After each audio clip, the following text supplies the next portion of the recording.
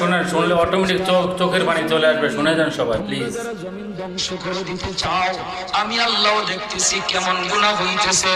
যেই মানুষ আমি আল্লাহ এত আদর করে বানাইলাম, আসমান আল্লাহ বানাইছেন কুন ফায়াকুন বইলা, ফেরেশতা আল্লাহ বানাইছেন কুন ফায়াকুন বইলা, জমিন আল্লাহ বানাইছেন কুন ফায়াকুন বইলা, কিন্তু আমারে আপনারে আল্লাহ পাক কুন ফায়াকুন বইলা বানায়। আমাকে আপনাকে যখন আল্লাহ বানাইছে, খালাকতু বিয়াদাইয়া, আল্লাহ বলে আমি আমার নিজের হাত দিয়া বান্দা বান্দিরে বানাইছি।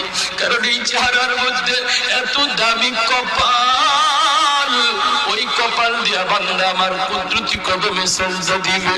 এই কপালটার এত দাম, এই কপাল কুন ফায়াকুন বললে হয় না, এই কপাল ফেরেশতাদের হাতে বানাইলেও হয় না, আমি আল্লাহ নিজের হাতে বানাইছি।